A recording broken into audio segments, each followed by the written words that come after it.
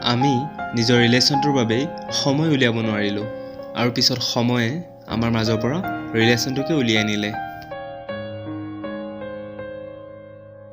তুমি কাৰ বাবে অপেক্ষা কৰি বহি আছা এতিয়া?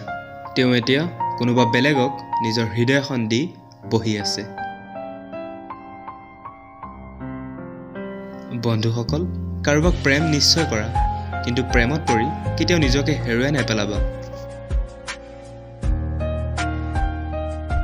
মোৰ এজন বন্ধুৱে এদিন মোক সুধিলে যে আজিকালি তুমি কি কৰা? আৰু ময়ো কৈ দিলোঁ যে প্ৰেম আৰু ভৰসাৰ বাহিৰে চব কৰোঁ।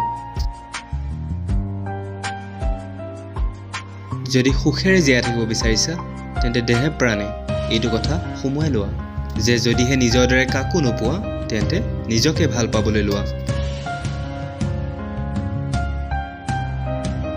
আজিকালি তেওঁ ইমানেই সুখী আছে যে মনেই নাযায় এইটো কথা সুধিবলৈ যে মোলৈ মনত পৰে নে নপৰে। তোতকৈতো ভাল মোৰ শত্ৰুবোৰেই ওলাল, যিয়ে নেকি প্ৰতিটো কথাতেই মোক কয় যে তোক কেতিয়াও নেৰোঁ। মই জানিছিলোঁৱে যে তুমি ক'ৰবাৰ বেলেগ ঠাইৰ যাত্ৰী। মোৰ চহৰখন এনেই ৰাস্তাতে আহিছিল। উত্তৰ সকলো কথাৰেই দিব পৰা যায়, কিন্তু যিজনে ৰিলেশ্যনটোৰ একো মূল্যই বুজি নাপালে সেইজনে শব্দৰ মূল্য কি বুজি পাব? অলপ ধৈৰ্য ধৰ তই, অতি সোনকালেই অনুভৱ কৰিবি তই যে মই থাকিলে কেনেকুৱা লাগিছিল আৰু নাথাকিলে কেনেকুৱা লাগিব। তোক তোৰ সুখৰ কাৰণে এৰি দিছোঁ, যা মোক বেয়া বুলি ভাবি ভাল এজন চাই ল।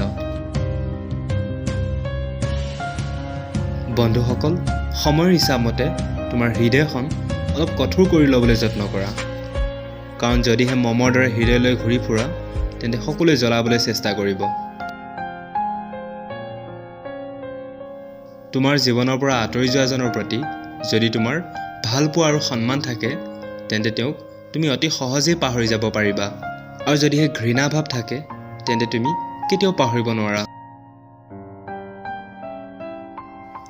জীৱনত যদি কিবা কৰিম বুলি সিদ্ধান্ত লৈছা তেন্তে তাক কণ্টিনিউ কৰা, কাৰণ পিছলৈ ঘূৰি চোৱা মানুহে কেতিয়াও ইতিহাস ৰচিব নোৱাৰে। বন্ধুসকল, আমাৰ জীৱনত এনেকুৱা কিছুমান লোক থাকে, লাগিলে তেওঁলোকে যিমানেই কষ্ট নিদিয়ক কিয় আমি সিহঁতক কেতিয়াও পাহৰিব নোৱাৰোঁ, কেতিয়াও বেয়া পাব নোৱাৰোঁ। বন্ধুসকল, জীৱনত পাৰিলে পানীৰ দৰে হ'বলৈ চেষ্টা কৰিব লাগে। নিজৰ ৰাস্তা নিজেই তৈয়াৰ কৰি ল'ব পাৰিবা।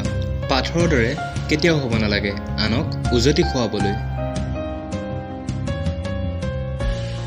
এটা ৰিলেশ্যন বনাবলৈ দুজনৰ প্ৰয়োজন হয় আৰু ভাঙিবলৈ এজনেই যথেষ্ট। এটা সঁচা কথা কওঁনে বন্ধুসকল, যে এই পৃথিৱীত কোনেও কাকো পাহৰি নাযায়। আচল কথাটো হ'ল প্ৰয়োজন নহ'লে কোনেও কাকো মনত নেপেলায়। ডক্টৰ APJ আব্দুল কালাম চাহাবৰ এষাৰ ধুনীয়া বাণী, আনৰ লগত নহয়, সদায় নিজৰ লগত যুঁজক। আপুনি সফলতা লাভ কৰিব নোৱাৰিব পাৰে, কিন্তু জীৱনৰ প্ৰতিটো আঘাতেই একো একোটা শিক্ষা দি থৈ যায়, আৰু সেই শিক্ষাই আপোনাক এদিন সফল বনাব।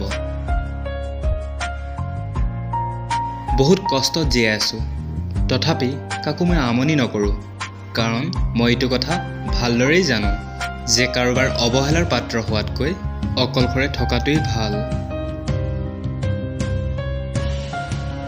বহুত বহুত ধন্যবাদ বন্ধুসকল, মোৰ ভিডিঅ'টিৰ কথাখিনি সম্পূৰ্ণকৈ শুনাৰ বাবে। আৰু যদি এই কথাখিনি আপোনাক কিছু পৰিমাণে হ'লেও মটিভেট কৰিলে তেন্তে প্লিজ ভিডিঅ'টো লাইক, শ্বেয়াৰ আৰু কমেণ্ট কৰিবলৈ নাপাহৰিব। আৰু যদি মোৰ চেনেলটোত আজি আপুনি নতুনকৈ আহিছে তেন্তে প্লিজ এবাৰ ছাবস্ক্ৰাইব কৰি লওক, যাতে মোৰ যিকোনো ভিডিঅ' আপুনি পোনপ্ৰথমেই চাব পাৰে। ধন্যবাদ।